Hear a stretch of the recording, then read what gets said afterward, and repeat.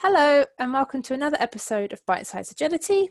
I'm Emily Ruffle, Head of Insights at the Agile Business Consortium, and today I'm joined by Katie Taylor, Associate at the University of Central Lancashire, member of the Agile Research Network and Director of the Agile Business Consortium. Hi Katie.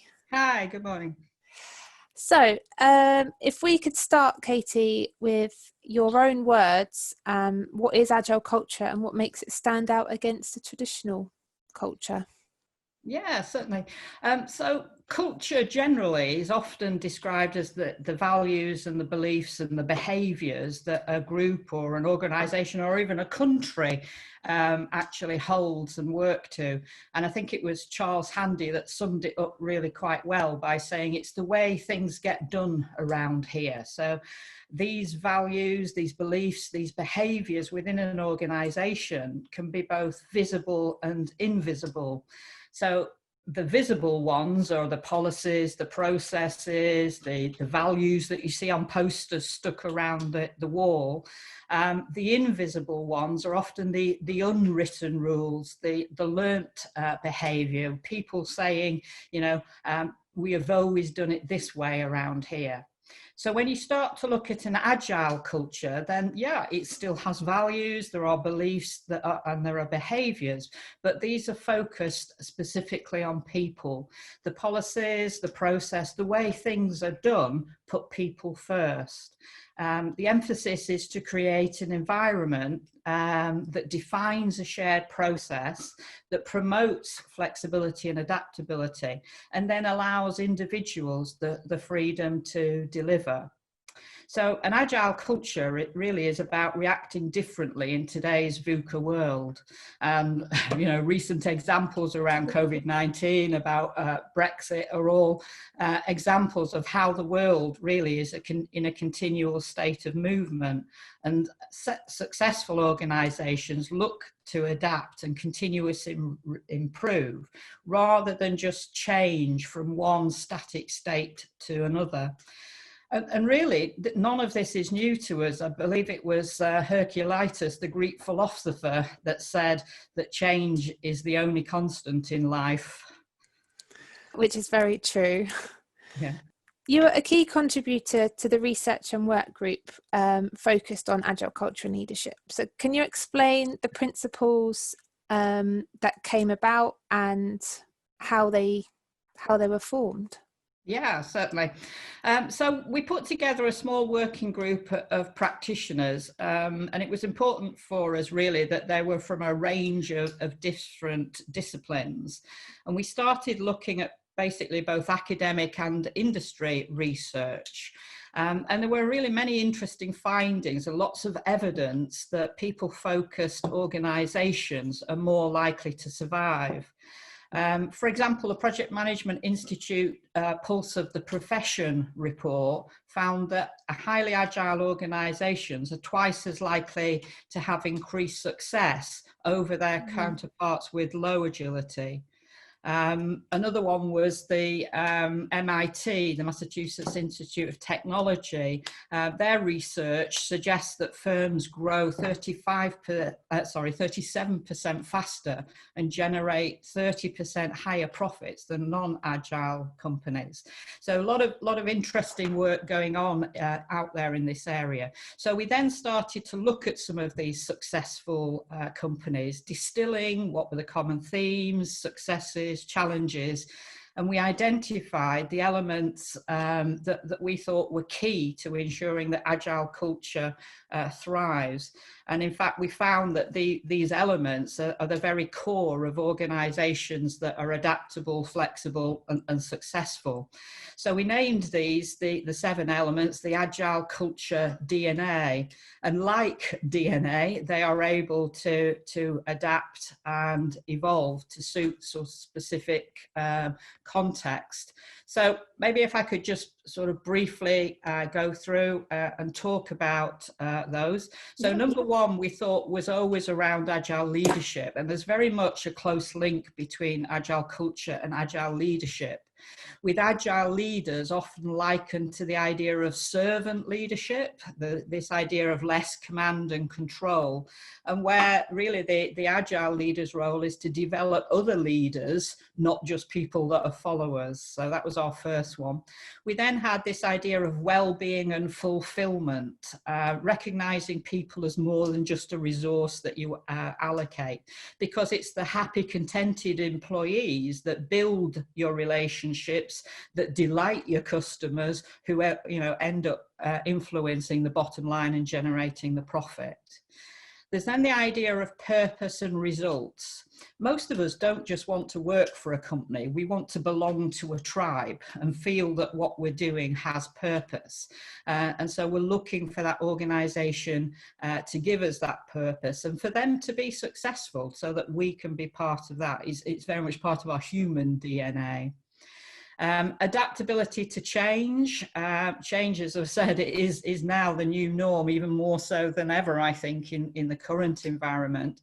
So in order to sustain this continuous improvement, there's this strange tension where organisations need to be stable in order to deliver their business as usual, but need to also have the flexibility to be able to adapt and evolve.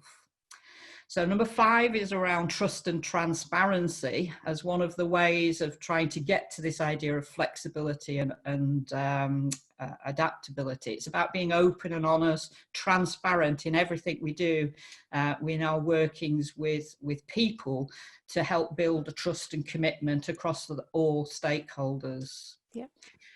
Collaboration and autonomy. It's the agile leaders need to actually devolve decision making down to those closer to the problem so that they are able to make more relevant decisions faster. And then the last one we've got is around innovation and learning. You need the room to experiment, to be able to learn through feedback, to use the cycle of do, inspect and adapt, and have time to reflect and therefore continuously improve. So these were the 7 elements that we thought were the core ones in successful organisations. And what we did then was we created a matrix to describe and to show the different development stages across each of these 7 DNA elements. And that is about being able to recognise and assess how either your team or your organisation, whereabouts they are in these 7 elements, and that helps them to become more agile. So this DNA matrix, how can organisations use this to help guide their next steps or their transition into becoming a more agile organisation or agile culture? Yeah. Okay. So to start with, the organisation or the team needs to involve very much a people-focused purpose or strategy. And by having the DNA culture elements, these are the building blocks that can help. So you can actually look at each of the other elements, include them as part of your success factors and start measuring against them. As we all know, if you can't measure it, is it worth doing so? Or how do you know that you're getting better? So it's something tangible that you can start to look at as a team or as an organisation, so that you can start measuring how you're doing in that particular area. I think secondly, it's about creating an enabling environment. You can use the matrix to describe the different stages of development that your team goes through.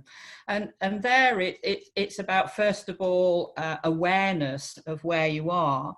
And we have developed a short online survey called Pulse that you could get your team or more people through your organisation to fill in. Just takes 5 minutes, something like that. And that starts to give you a picture of what level your team is across the 7 elements. So that awareness is quite important.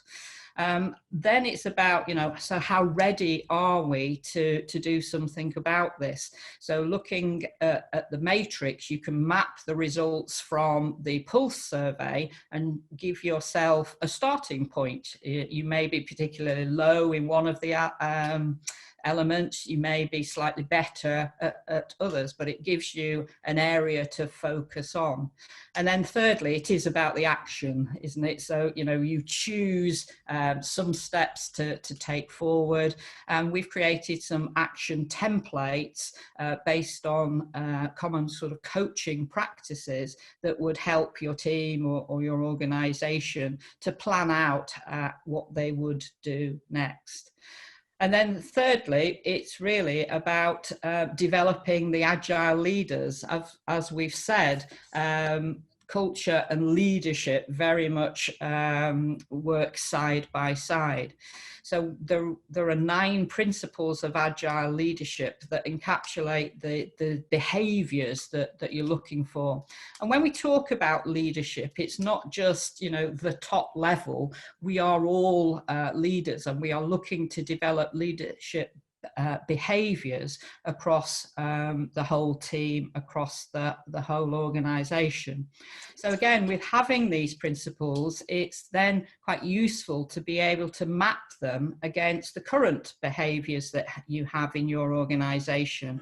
And we've seen various other case studies that or organizations that we've worked with do this, and then use that as a way to change across their whole piece. And also, when you're looking at leadership, it's about coaching and mentoring and training specifically to your organization's needs. One size does not fit all. So we're looking to very much use coaching and mentoring as a way to people to develop themselves and their own leadership skills. So to find out more about what we've done here, the consortium has a lot of the work on agile culture and agile leadership, and that's on the agilebusiness.org website. So the survey, the matrix are all downloadable there. And we'd very much like to work with anybody that is interested in this area and support them going forward, and keen to hear if they've used the matrix or the survey, how useful it was for them. Super. Thank you very much, Katie. And what I'll do is I'll put the link to the DNA matrix and the survey into the comments below. And then if anyone has any feedback, please let us know. Okay. Thank you. Thanks, Katie. Thank you.